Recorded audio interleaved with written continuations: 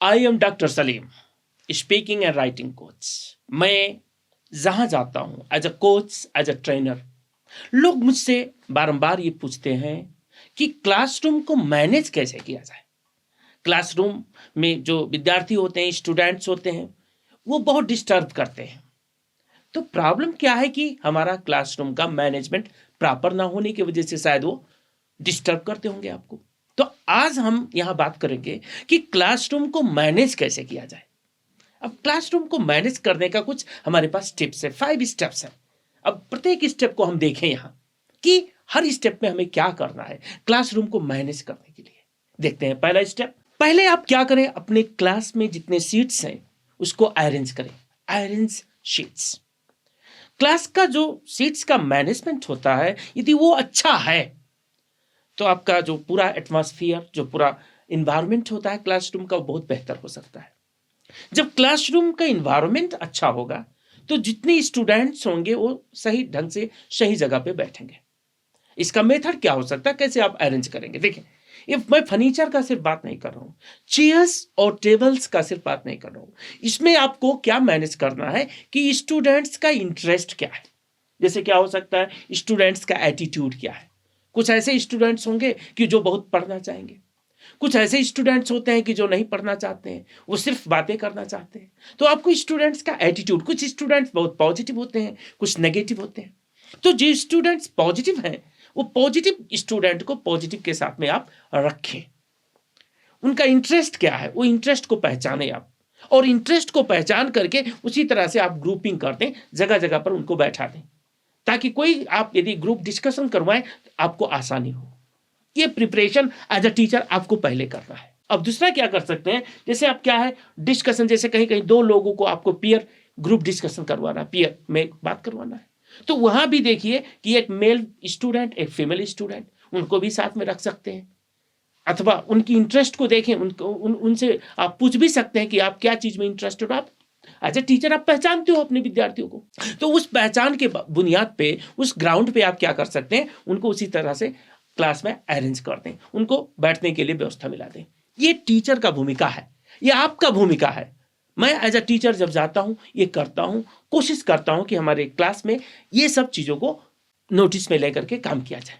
और दूसरा स्टेप क्या हो सकता है आपका क्लासरूम मैनेजमेंट का, कि आप क्लास को कंट्रोल क्लास एनर्जी। क्या होता है, क्लास में एनर्जी नहीं रहेगा। एनर्जी का मतलब क्या हुआ, वहां वाइब्रेशन, पॉजिटिव वाइब्स होना चाहिए, पॉजिटिव एनर्जी होना चाहिए लोगों के अंदर। हर स्टूडेंट ये सोचे कि हाँ हम कुछ करना चाहते हैं, और उनके अंदर वो एनर्जी दिखे। उनके बॉडी लैंग्वेज को आप देखें, आपके अंदर भी एनर्जी होना चाहिए। आप एज अ टीचर हो, क्लास में आप हो, और आप यदि आपका एनर्जी लेवल डाउन हो जाता है तो आप बढ़िया परफॉर्म नहीं कर पाओगे, आपका क्लासरूम का इंटायर मैनेजमेंट पुअर हो जाएगा। तो क्लासरूम के मैनेजमेंट के अंतर्गत ये भी पड़ता है कि आप अपने आप को भी एनर्जेटिक रखें, और अपने क्लास में जो स्टूडेंट्स हैं उनके भी एनर्जी को आप कायम रखें। यदि आप दोनों चीजों को बैलेंस मिला सकते हैं, दोनों के अंदर एनर्जी को रिटेन कर पाएंगे, तब जाकर के आपका क्लासरूम का मैनेजमेंट बेहतर हो सकता है। तो क्लास के एनर्जी को आप कंट्रोल रखें, ये काम आपको करना। क्या कर सकते हैं कि स्टूडेंट्स को कुछ एक्टिविटीज आप दें। जब तक आप एक्टिविटीज नहीं देंगे, स्टूडेंट बोर्ड हो जाएंगे, वो अपने आप को जॉबलेस फील करेंगे, वो कुछ नहीं करेंगे, सिर्फ आपके लेक्चर पे डिपेंड करेंगे। तो आप वहां ज्यादा इन्वॉल्व हो जाओगे, आपके स्टूडेंट्स पार्टिसिपेट नहीं करेंगे तो डिस्टर्ब करेंगे। इस वजह से उनको एक्टिव बनाओ। एक्टिव बनाने के लिए उनको एक्टिविटीज आप दो। जब आप एक्टिविटीज दोगे as a teacher, your job is to provide them activities. आप दो, और वो एक्टिविटीज में इन्वॉल्व रहेंगे तो उनका एनर्जी लेवल क्या होगा, कायम रहेगा। दूसरा आप क्या कर सकते हैं कि कुछ स्टूडेंट्स को जो थोड़ा एक्टिव स्टूडेंट है, ज्यादा एक्टिव है, और थोड़ा ज्यादा टैलेंटेड स्टूडेंट, जिसको आप मानते हो वैसे टैलेंटेड हर विद्यार्थी होता है, उसको आप आगे ला सकते हो, और उनको कहो कि तुम पढ़ाओ मेरी जगह पे, मैं नहीं पढ़ाऊंगा, आज आप पढ़ाओगे। जब वो पढ़ाना शुरू कर देंगे तो उनमें विद्यार्थी ज्यादा इंटरेस्टेड होगा, क्योंकि वहां अपना दोस्त पढ़ा रहा है, और बच्चे बैठ करके देखेंगे तो उनको थोड़ा ज्यादा मजा आएगा, क्योंकि कुछ नया हो रहा है क्लास में। जब क्लासरूम में कुछ नया होगा तो विद्यार्थी के अंदर एनर्जी ज्यादा होता है, और आप ही का फेस डेली देखेंगे, आप ही पढ़ाते रहोगे, आप ही सिर्फ एक्टिव रहोगे एज अ टीचर, तो क्या होगा, विद्यार्थी का एनर्जी लेवल डाउन हो जाता है। तो आप क्या करो, बेहतर क्या होगा, अपने स्टूडेंट को बुलाओ, एक दो विद्यार्थी को। ये नहीं जरूरी है कि आप टैलेंटेड को ही बुलाओ, जिसको आप चाहो उसको बुला सकते हो। ये आपके मतलब डिसीजन पर डिपेंड करता है। आपका मतलब क्या है कि आपका उस टाइम पे जजमेंट पावर कितना है उस पर डिपेंड करता है। तीसरा काम क्या कर सकते हो कि जो ये पढ़ने के बाद में क्या मिल सकता है, इसकी रिजल्ट क्या हो सकती है, आउटकम क्या हो सकता है, ये सीखने के बाद में क्या पाएंगे बच्चे, वो आउटकम को यदि आप उनसे शेयर करोगे तो वो भी थोड़ा एक्साइटेड रहेंगे और उनका एनर्जी लेवल कायम रहेगा। तो ये चीज पर आपको गौर करना होगा। यदि आप ये ख्याल कर सकते हो तो एनर्जी लेवल आपके क्लासरूम में क्या होगा, कंट्रोल्ड होगा, और वो कंट्रोल्ड एनर्जी से आप क्या करोगे, क्लास को मूव कर पाओगे, क्लास को बढ़िया से ऑपरेट कर पाओगे। और तीसरा तरीका है क्लासरूम मैनेजमेंट का आपका, देखिए यहाँ अपने विद्यार्थी का जो है, स्टूडेंट जितने हैं सभी की अटेंशन को ड्रा करो अपने तरफ, आप खींच लो। ये नहीं है कि कोई स्टूडेंट यदि कॉर्नर में है अथवा बैक बेंचर है तो उसको आप इग्नोर किसी को नहीं करता है। आपको हर इंडिविजुअल स्टूडेंट को ख्याल करना है, क्योंकि आप टीचर हो, आपका ये जिम्मेवारी बनता है कि आप सभी को उतना ही ख्याल करो। ये आपका कर्तव्य है, आपका ड्यूटी है, आपका रिस्पॉन्सिबिलिटी है, क्योंकि आप टीचर हो। तो उनके अटेंशन को कैसे ड्रा करोगे अपने तरफ, इसके लिए आप कुछ रणनीति बना सकते हो। कुछ क्या कर सकते हो कि एक गेम, उनके बिहेवियर से अथवा टॉपिक से रिलेटेड कुछ गेम आप वहां ऑर्गेनाइज कर सकते हो जो टॉपिक से रिलेटेड हो। सो गेम के थ्रू आप क्या कर सकते हो, अपने स्टूडेंट्स के अटेंशन को आप ड्रा कर सकते हो अपने तरफ।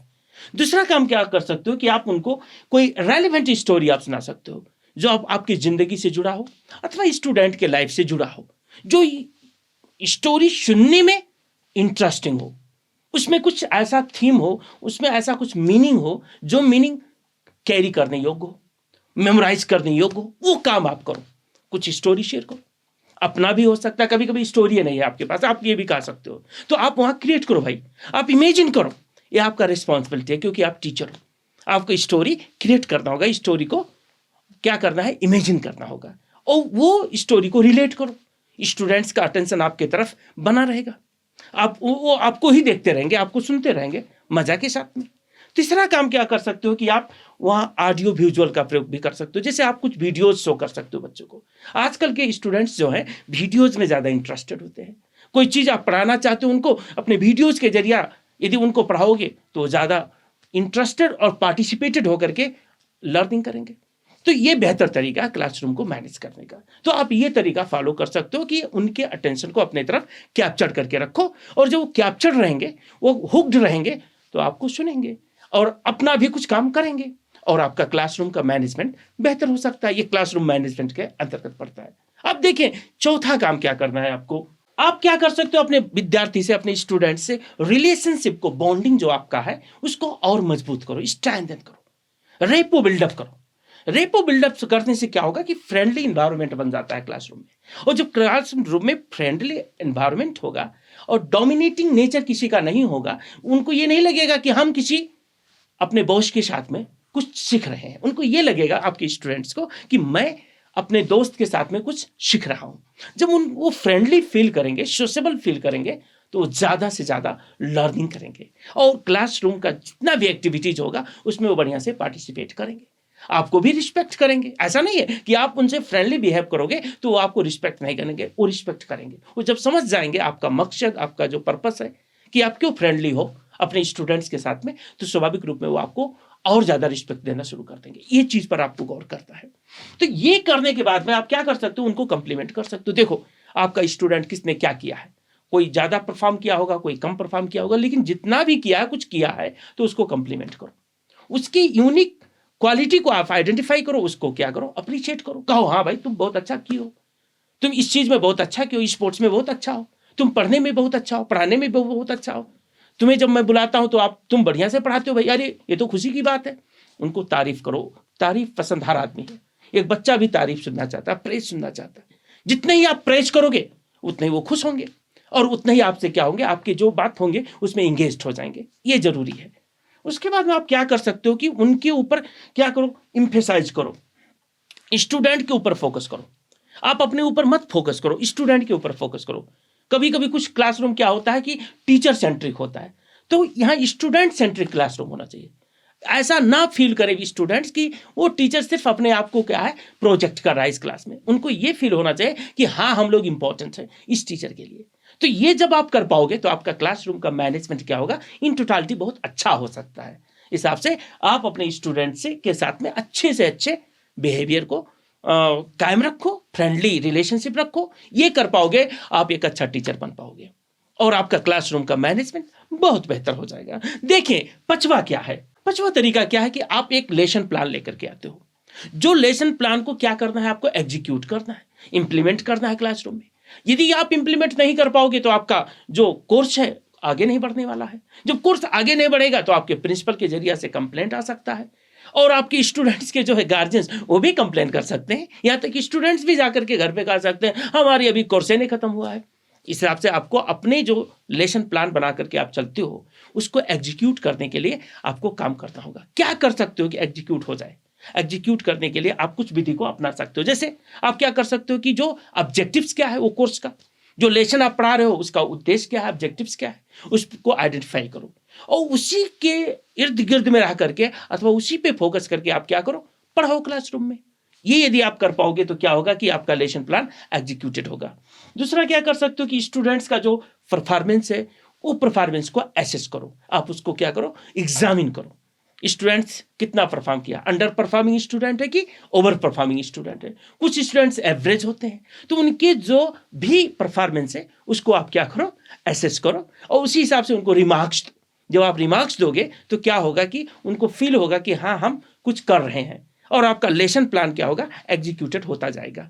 इसी तरह से आप और क्या कर सकते हो कि आप इंफॉर्मेशन को ऑर्डर में रखो, सीक्वेंस में रखो। जब सिस्टमेटिक तरीका से इंफॉर्मेशन को आप प्रस्तुत करोगे, मतलब प्रेजेंट करोगे क्लासरूम में, तो क्या होगा कि आपका क्लासरूम बहुत इफेक्टिव होगा। आपका क्लासेस जो क्या होंगे, बहुत मीनिंगफुल होंगे और विद्यार्थी आपके साथ पढ़ना चाहेगा और आप उनके साथ में अच्छी तरह से अपना जो लेसन प्लान लेकर के आए हो क्लासरूम में एग्जीक्यूट कर सकते हो।